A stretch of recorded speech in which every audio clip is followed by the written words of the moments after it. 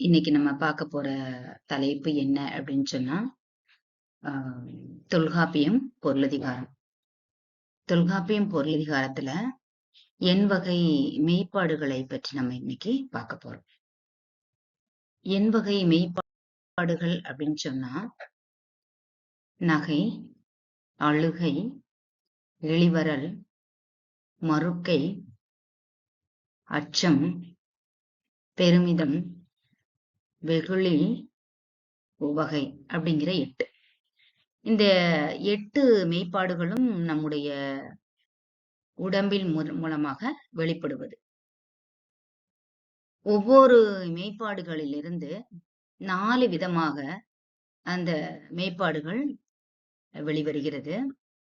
அவற்றை தொல்காப்பியர் மிக அழகாக எடுத்து கூறியிருக்கிறார்.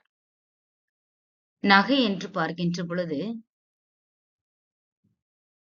அந்த நகை மெய்ப்பாடு 4 விதத்துல ஒரு மனிதனிடமிருந்து வெளிவருது.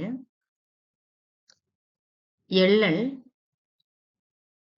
இளமை, பேதமை,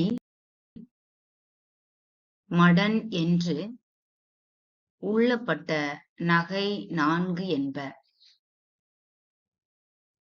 இந்த 4 விதத்துல அந்த நகை என்ற மெய்ப்பாடு வெளிவருகிறது. எள்ளல் அப்படின்னு சொன்னோம் அப்படின்னா, இகழ்தல் காரணமாக வெளிவருவது. இளமையின் காரணமாக அந்த மெய்ப்பாடு வெளியாகிறது. அறியாமையின் காரணமாக அந்த மெய்ப்பாடு வெளிப்படுகிறது. அதுபோல மடன் காரணமாக நகை என்ற மெய்ப்பாடு வெளிப்படுகிறது. ஆக எள்ளல், இளமை, பேதமை, மடன் என்று உள்ளப்பட்ட நகை 4 என்ப என்று அழகா சொல்லியிருக்கிறாரு. அடுத்தபடியா அழுகை. அழுகை என்று பார்க்கின்ற பொழுது அவலம் என்று சொல்லலாம். இந்த அழுகை எப்படியெல்லாம் வெளிவருகிறது ஒரு மனிதனின் உடம்பிலிருந்து? இழிவே, இளவே, அசைவே, வறுமை என விழிவில் கொள்கை அழுகை 4. இந்த 4 விதமாக இந்த அழுகை வெளியாகிறது. இழிவின் காரணமாக, இழிவுபடுத்துவதின் காரணமாக அந்த அழுகை ஒரு மனிதனிடமிருந்து வெளிவருகிறது. அடுத்து இழவே என்றால் இழப்பின் காரணமாக அந்த மெய்ப்பாடு வெளியாகிறது. அசைவு என்றால் தளர்ச்சி, தளர்ச்சியின் காரணமாக அந்த மெய்ப்பாடு வெளியாகிறது. ஒரு மனிதனுக்கு கொடுமையான ஒன்று என்றால் அது வறுமை. அந்த வறுமையின் காரணமாக அந்த அழுகை வெளியாகிறது அப்படின்னு சொல்றார். இளவே, இழிவே, இளவே, அசைவே, வறுமை என விழிவியல் கொள்கை அழுகை 4 சொல்றார். அடுத்தபடியாக இளிவரல். இந்த இளிவரல் எப்படியெல்லாம் வெளிவருகிறது அப்படின்னா, மூப்பே, பிணியே, வருத்தம், மென்மையோடு யாப்புற வந்த இளிவரல் 4. ஒரு மனிதனுக்கு வயது மூப்பின் காரணமாக அந்த இளிவரல் வெளியாகிறது. நோயின் காரணமாக இளிவரல் வெளியாகிறது. வருத்தத்தின் காரணமாக இளிவரல் வெளியாகிறது.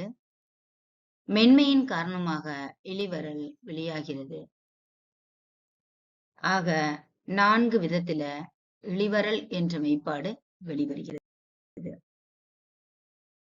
மறுக்கை. மறுக்கை என்றால் வியப்பு. புதுமை, பெருமை, சிறுமை ஆக்கமொடு மதுமை சாலா. மறுக்கை 4. புதுமை, பெருமை, சிறுமை ஆக்கமொடு மதிமை சாலா. மறுக்கை 4. இந்த 4 விதத்துல அந்த வியப்பு என்ற மறுக்கை வெளியாகிறது. ஏதேனும் புதுமை படைத்து விட்டோம் என்றால் அந்த வியப்பு நமக்கு வெளிவருகிறது. அதனால் பெருமை ஏற்படுகின்ற பொழுது நம்முடைய அந்த மறுக்கை என்ற மெய்ப்பாடு வெளியாகிறது. சிறுமை வருகின்ற நேரத்திலேயும் அந்த மறுக்கை நமக்கு வெளியாகிறது. ஆக்கத்தின் காரணமாகவும் மறுக்கை வெளியாகிறது. அடுத்தபடியாக அச்சம். அச்சம் என்று பார்க்கின்ற பொழுது அணங்கே விலங்கே கள்வர் தம் இறையென பிணங்கல் சாலா அச்சம் 4. அணங்கு என்றால் தெய்வத்தை சொல்லுவது. அடுத்தபடியாக பேய். பேயின் காரணமாக அச்சம் தோன்றுகிறது. இருட்டில் செல்கின்ற பொழுது இந்த இடத்தில் பேய் இருக்குமோ என்று எண்ணுகின்ற பொழுதே நமக்கு அச்சம் தோன்றும். அதுபோல கொடுமையான கொடூரமான விலங்குகளை பார்க்கின்ற பொழுது அச்சம் ஏற்படும். நாயோ, மிரண்டு வருகின்ற காளை மாடோ, புலியோ, இது போன்ற விலங்குகளை, பாம்போ பார்க்கின்ற பொழுது நமக்கு அச்சம் தோன்றுகிறது. அதுபோல திருடர்களை பார்க்கின்ற பொழுது அச்சம் தோன்றும். கள்வர். நமக்கு மேல் ஒரு சக்தி இருக்கிறது, நம்மை பார்த்து கொண்டு இருக்கின்றது என்று நினைக்கின்ற பொழுது ஒரு மனிதனுக்கு அச்சம் ஏற்படும். ஆக அச்சம் என்ற மெய்ப்பாடு 4 விதத்தில் வெளியாகிறது. பெருமிதம். பெருமிதம் என்றால் வீரம்.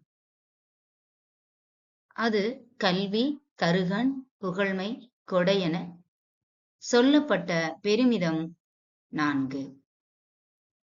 கல்வியின் காரணமாக பெருமிதம் ஒரு மனிதனுக்கு தோன்றும். தருகன் காரணமாக ஒரு மனிதனுக்கு அந்த பெருமிதம் தோன்றும். நம்முடைய புகழ்ச்சியின் காரணமாகவும் நம் புகழ் சேர்ப்பதின் காரணமாகவும் தோன்றலாம்.